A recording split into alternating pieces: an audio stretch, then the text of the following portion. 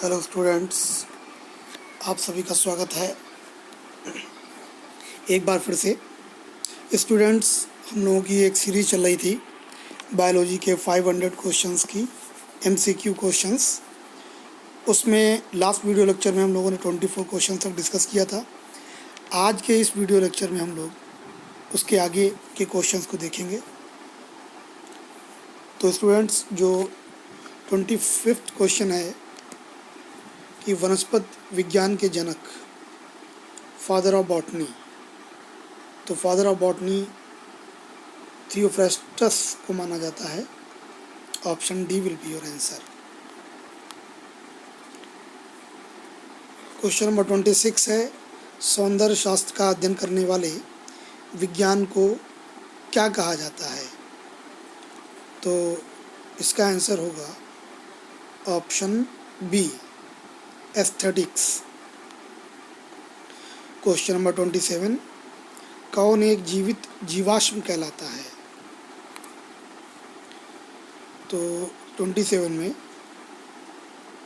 Ginkgo biloba, ये जो है इसे जीवित जीवाश्म कहा जाता है। स्टूडेंट, जीवाश्म ऐसे जीव जंतुओं को बोलते हैं जो कुछ परिस्थितियों में पत्थर या बर्फ के नीचे आ जाने से उनकी मृत्यु हो जाती है, लेकिन उनका शरीर पूरी तरीके से नष्ट नहीं होता है और कई वर्षों तक वो दबाव में रह करके जीवाश्म के रूप में हो जाते हैं। तो ये जिंको जो है एक जीवित जीवाश्म के रूप में माना जाता है। 28 जो है क्वेश्चन नंबर, साबूदाना किससे बनाया जाता है? तो जो साबूदाना है वो साइकस नामक पौधे से प्राप्त किया जाता है। 28 का जो है ऑप्शन डी, साइकस से जो प्राप्त होता है सैप यानी रस, वो एक्चुअल में एक कार्बोहाइड्रेट का रूप है। कार्बोहाइड्रेट, तो जो साबूदाना हम लोग खाने में प्रयोग करते हैं वो कार्बोहाइड्रेट की फॉर्म होती है। क्वेश्चन नंबर 29, सबसे बड़ा बीजांड यानी कि जो सबसे बिगेस्ट फॉर्म प्लांट्स में जो बीजांड है वो किसका होता है? तो वो साइकस प्लांट का ही जो है सबसे बड़ा बीजांड होता है। 29 का ए। क्वेश्चन नंबर 30 पे आते हैं हम लोग। जिम्नोस्पर्म का मेवा किसे कहा जाता है? तो जिम्नोस्पर्म का मेवा कहा जाता है चिलगोजा। 30 का आंसर होगा सी। क्वेश्चन 31, सबसे अधिक क्रोमोसोम किस में पाए जाते हैं? तो प्लांट्स की बात करें तो सबसे अधिक क्रोमोसोम्स टेरिडोफाइट्स में पाए जाते हैं। देखिए, प्लांट्स को क्लासिफाई किया गया है एल्गी में, ब्रायोफाइट्स में, टेरिडोफाइट्स में, जिम्नोस्पर्म में और एंजियोस्पर्म में। तो जो टेरिडोफाइट्स हैं उनमें सबसे अधिक क्रोमोसोम्स पाए जाते हैं। क्वेश्चन नंबर 32, किसके बीजाणु, निम्नलिखित में से किसके बीजाणु दवा के रूप में प्रयोग किए जाते हैं? तो जो लाइकोपोडियम है इसके बीजाणु दवा के रूप में प्रयोग किए जाते हैं। क्वेश्चन नंबर 33, बीजों की प्रकृति किसमें उत्पन्न हुई है? तो दरअसल ये जो क्वेश्चन है, ये बात ये आती है कि सबसे जो प्रारंभिक पौधे थे, जब पौधों का निर्माण हुआ, उसमें सबसे पहले ये बड़े बड़े वृक्ष नहीं बन गए, सबसे पहले सूक्ष्म पौधे बने, जैसे कि जो ब्लू ग्रीन एल्गी कही जाती हैं। फिर और बड़ी पौधों का निर्माण हुआ एल्गी के अंतर्गत, फिर उनसे बड़े पौधे ब्रायोफाइट्स बने, फिर उनसे बड़े विकसित और पौधे टेरिडोफाइट्स हुए। तो बीजों का निर्माण किस प्रकार के जो वर्ग है पौधों के, उनमें से किसमें प्रारंभ हुआ? तो बीजों का निर्माण जो है ना शैवालों में होता है ना ब्रायोफाइट्स में। बीजों का निर्माण प्रारंभ हुआ टेरिडोफाइट्स। क्वेश्चन नंबर 34 है, मिर्गी की औषधि किस लाइकेन से प्राप्त होती है? तो देखिए, एक तो लाइकेन आ गया शब्द यहाँ पे। अब लाइकेन हम लोग किसको कहते हैं? ये ऐसे पौधे होते हैं जो कि एल्गी और फंगस, इनके सिम्बायोटिक एसोसिएशन से, यानी एक दूसरे के साथ मिलकर के जो रचना बनती है, उसको हम लोग लाइकेन कहते हैं। बहुत ही इम्पोर्टेंट ये वर्ड है, इसमें याद ही रखिएगा, एल्गी और फंगस दोनों के मिलने से रचना बनती है, जिसको हम लोग लाइकेन कहते हैं। और ये आपस में सहजीवी होते हैं, सिम्बायोटिक होते हैं। सहजीवी उनको कहते हैं जिसमें दो जीव मिलकर के एक दूसरे की ज़रूरतों को पूरा करते हैं और साथ में रहते हैं, तो ऐसा जीवन सहजीवन कहलाता है, और ये जीव सहजीवी कहलाते हैं। तो मिर्गी की औषधि एक लाइकेन से प्राप्त होती है, और उसको कहते हैं परमेलिया। परमेलिया नामक लाइकेन से मिर्गी की औषधि प्राप्त होती है। क्वेश्चन नेक्स्ट है आपका 35, संसार के सबसे लंबे पौधे किससे संबंधित हैं? तो संसार के सबसे लंबे पौधे जो हैं वो जिम्नोस्पर्म से संबंधित हैं। 35 का आंसर होगा डी। 36 कह रहे हैं, निम्नलिखित में से किसे जैव उर्वरक के रूप में प्रयोग किया जाता है? देखिए, हम लोग जानते हैं कि जो फर्टिलाइज़र्स होते हैं वो मोस्टली वो केमिकल्स के बने होते हैं, लेकिन बायो फर्टिलाइज़र्स का भी अब प्रचलन बहुत बढ़ रहा है, क्योंकि ये नुकसान नहीं करते हैं फसलों को, और फसलों से जो हमें उत्पाद मिलते हैं वो हम लोगों को भी नुकसान नहीं करते हैं, अगर उस फसल के पैदावार में जैव उर्वरक का इस्तेमाल किया गया है। तो एजोला नामक पौधे से जो है जैव उर्वरक बनाए जाते हैं, इसलिए 36 का आंसर होगा बी।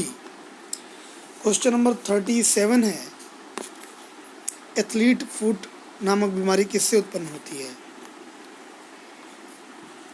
तो एथलीट फुट जो डिजीज़ है,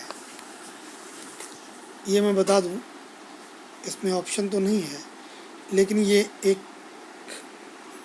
कवक जनित रोग होता है, यानी फंगल डिजीज़ है। आगे चलते हैं, 37 के बाद ये यहाँ पर है ऑप्शन ए जीवाणु, बी निमेटोड, कवक, प्रोटोजोआ। तो इसका 37 का हो जाएगा आंसर सी कवक, यानी फंगस। 38 है कि टिक्का डिजीज़ रोग किस में होता है? तो टिक्का डिजीज़ जो है ये आपको बताना है, ये आपके लिए एक क्वेश्चन में दे रहा हूँ 38, जिसका आंसर आपको देना है। नेक्स्ट आते हैं 39, स्ट्रेप्टोमाइसिन को किसने पृथक किया? तो स्ट्रेप्टोमाइसिन एक एंटीबायोटिक है, और इसको सेपरेट करने का काम वाक्समैन ने किया। तो 39 का आंसर होगा ए। क्वेश्चन नंबर 40 है, पेनिसिलिन का आविष्कार किसने किया था? बहुत ही इम्पोर्टेंट क्वेश्चन है, तो इसका आंसर होगा एडवर्ड फ्लेमिंग, ऑप्शन सी, 40 का सी। आइए आगे चलते हैं, नेक्स्ट क्वेश्चन है, सभी कवक सदैव क्या होते हैं? तो जितने भी फंगस होते हैं ये जो हैं, देखिए एक यहाँ पर है ऑप्शन बी, विविध पोषी। कई स्टूडेंट्स ये भी सोच सकते हैं कि ये कवक तो परजीवी भी हो सकते हैं। जी नहीं, ये परजीवी भी होते हैं, मृतोपजीवी भी होते हैं। तो क्योंकि ये मृत जीवों से भी अपना भोजन प्राप्त कर लेते हैं, जीवित जीव हों उन पर भी अपना भोजन रहकर प्राप्त कर लेते हैं, सहजीवन के रूप में भी ये अपना जीवन पाते हैं, इसलिए इनको विविध पोषी कहते हैं। विविध पोषी का मतलब होता है हेट्रोट्रॉपिक।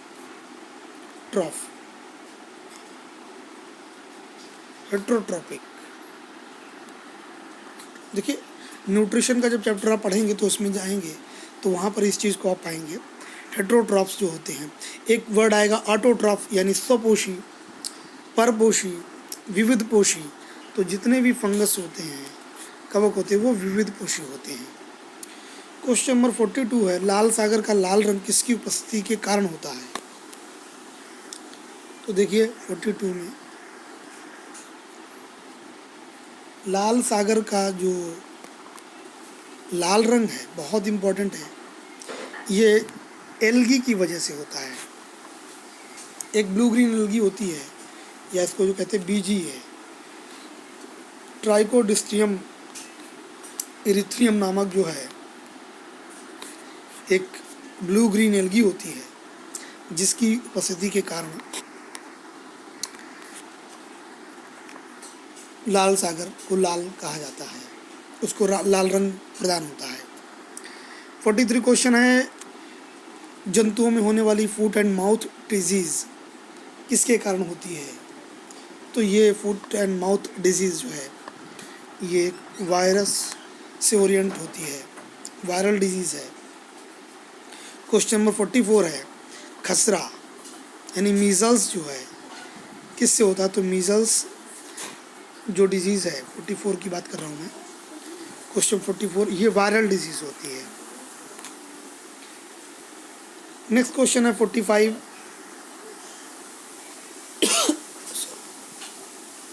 एड्स का क्या कारण है? तो एड्स का कारण ये यहाँ पे एड्स किसकी वजह से होता है? तो एड्स जो है वो एक वायरस ओरिएंटेड डिजीज़ है, जिसको हम लोग HIV वायरस भी कहते हैं, या ह्यूमन इम्यून डेफिशिएंसी वायरस भी कहते हैं। 46 है, एडवर्ड जेनर ने किसकी खोज की थी? तो एडवर्ड जेनर ने, बहुत इम्पोर्टेंट क्वेश्चन है, चेचक के टीका जो होता है इसके टीके की खोज की थी, वैक्सीन की खोज की थी। 47 है, विषाणु क्या माने जाते हैं? तो यहाँ पर बता दूं मैं आपको, वायरस जो होते हैं they are connecting link between living and non living. तो लिविंग भी होते हैं और नॉन लिविंग भी होते हैं। जब ये एटमॉस्फेयर में होते हैं या किसी लाइव बॉडी के कांटेक्ट में नहीं होते हैं, तब वायरस जो है बिहेव करते हैं एक पार्टिकल की तरीके से, यानी नॉन लिविंग की तरीके से बिहेव करते हैं। लेकिन जैसे ही किसी लिविंग बॉडी या अपनी होस्ट बॉडी के कांटेक्ट में आते हैं तो ये अपनी बॉडी को मल्टीप्लाई करना स्टार्ट कर देते हैं, फंक्शन करने लगते हैं एक लिविंग ऑर्गेनिज्म की तरीके से। इसलिए वायरसेस को माना जाता है सजीव और निर्जीव के मध्य की कड़ी।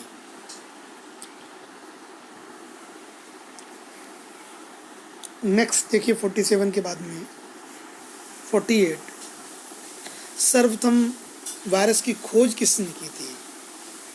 तो वायरस की खोज जो है वो डॉक्टर इवानोवास्की और रशियन साइंटिस्ट थे, इन्होंने खोज की थी, इसलिए इनको फादर ऑफ वायरोलॉजी भी कहते हैं। 48 का ऑप्शन डी हो जाएगा।